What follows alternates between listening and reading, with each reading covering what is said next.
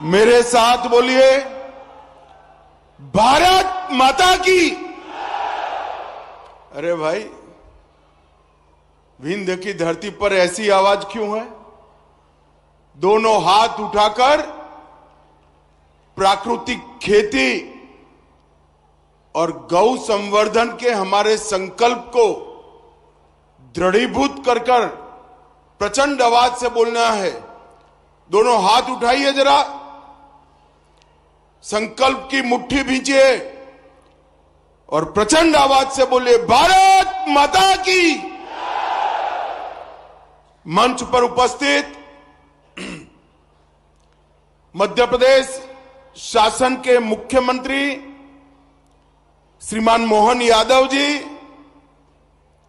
यहीं के जनप्रतिनिधि और उप मुख्यमंत्री मध्य प्रदेश शासन श्री राजेंद्र शुक्ल जी,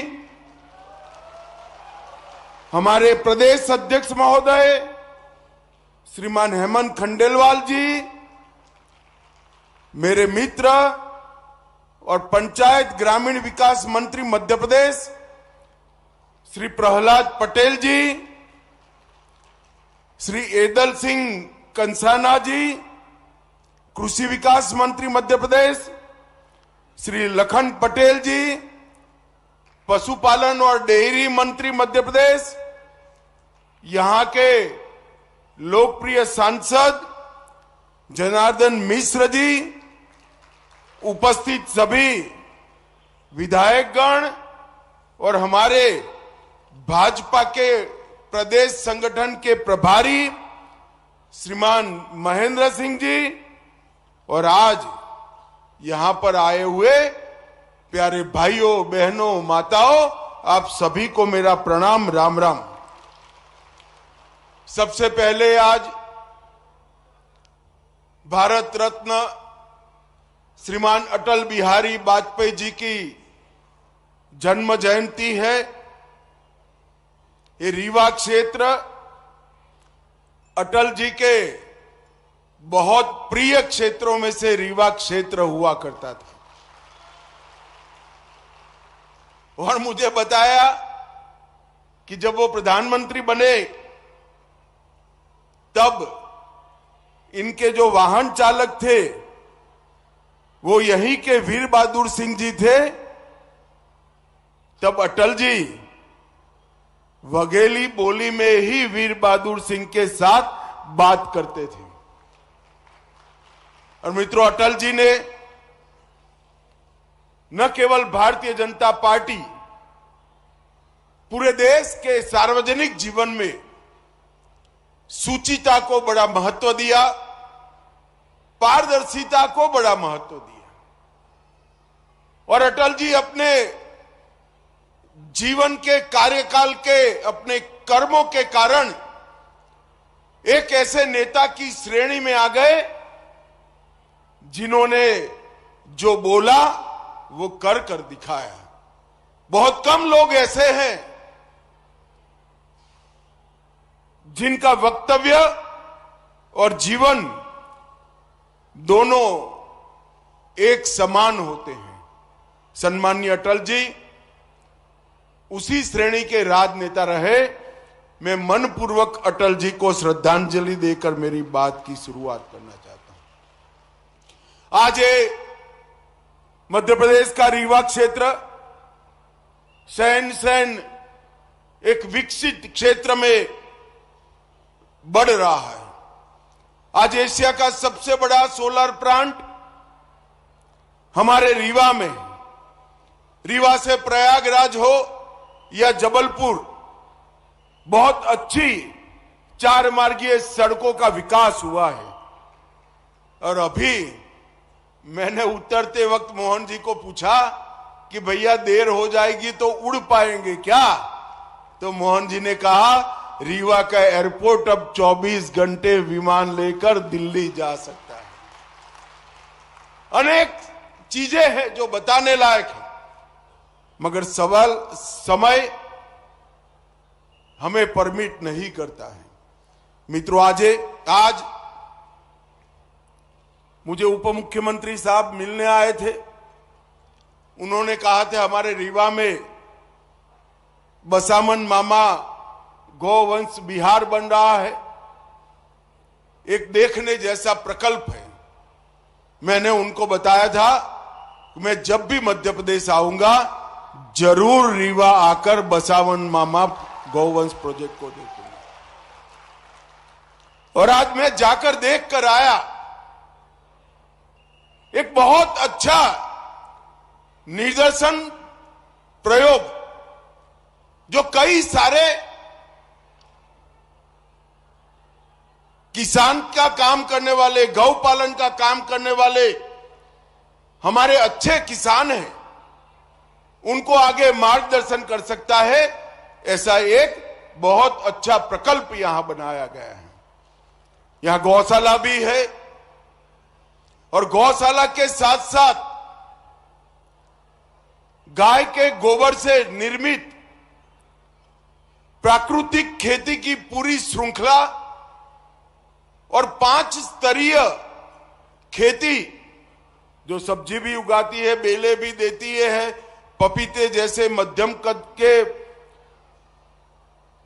फल भी देती है, बीच में चने और छोटे क्रॉप भी होते हैं, दलहन भी होती है और ऊपर फलदार वृक्ष भी होते हैं। 1 एकड़ के अंदर 1.25 लाख रुपए से ज्यादा इनकम देने वाला ये प्रयोग निश्चित रूप से छोटे किसानों के लिए बड़ा आशीर्वाद रूप होने वाला है। इसका आधा भी अगर रीवा के प्रगतिशील किसान अपने खेत में कर ले और एक का देखकर दूसरे, दूसरे से देखकर तीसरे, तीसरे से देखकर चौथे किसान तक ये ट्रांसफॉर्म हो जाए तो रीवा की कृषि आय 2.5 गुना बढ़ने की क्षमता रखती है। ये बहुत अच्छा प्रकल्प है। किसानों को यहां लाकर इसका निदर्शन, प्रगतिशील किसानों को लाकर इसके निदर्शन का प्रयोग करना चाहिए। यहां पर प्राकृतिक खेती करने वाले 2 किसानों का सम्मान किया गया। मित्रों, प्राकृतिक खेती एक ऐसा हमारा परंपरागत प्रयोग है जिसको हम भूल गए। एक ही देसी गाय से 21 एकड़ खेत में खाद के और पेस्टिसाइड्स के उपयोग के बगैर प्राकृतिक खेती होती है। किसान को जगत का ताज कहते हैं, क्योंकि किसान की मेहनत से जो अनाज उत्पन्न होता है वो पूरी दुनिया का, देश का पेट भरने का काम करता है। मगर आप मुझे बताइए भाई, हमें अधिकार है कि वो ही अनाज को जहर से भरकर हम लोगों को खिलाएं।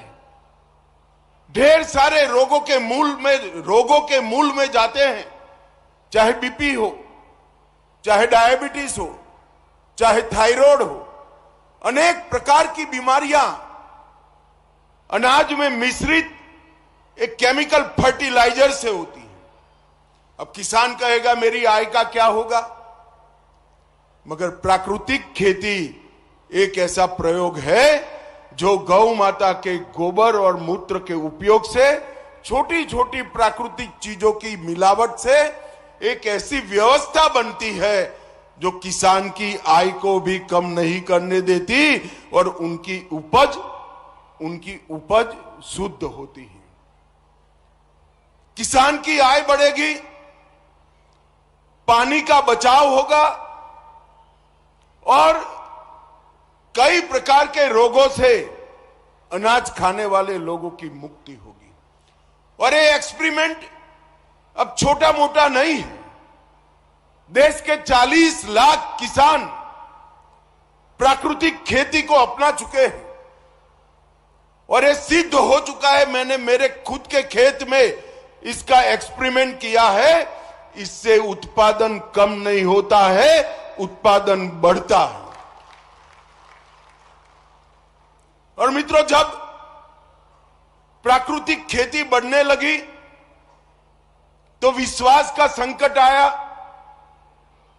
कि प्राकृतिक खेती का सर्टिफिकेशन कौन सा, ये प्राकृतिक अनाज, ऑर्गेनिक अनाज, इसका सर्टिफिकेशन कौन करेगा? नरेंद्र मोदी जी ने सहकारिता मंत्रालय के माध्यम से बड़ी कोऑपरेटिव इसका काम कर रही है, जो प्राकृतिक खेती की उपज का सर्टिफिकेशन लेबोरेटरी में, विश्व के सबसे आधुनिक लेबोरेटरी में इसका परीक्षण, इसका पैकेजिंग, इसका मार्केटिंग और इसका एक्सपोर्ट करने की व्यवस्था की है। और आने वाले दिनों में देश भर में 400 से ज्यादा प्रयोगशालाएं किसान को सर्टिफिकेट देगी कि इसका खेत भी प्राकृतिक है और इसकी उपज भी प्राकृतिक है, जो किसान की आय को लगभग 1.5 गुना बढ़ाएगी। दुनिया भर में बहुत बड़ा बाजार है प्राकृतिक खेती का। पूरी दुनिया मान चुकी है कि ऑर्गेनिक अनाज खाने से, ऑर्गेनिक खाना खाने से स्वास्थ्य अच्छा रहता है।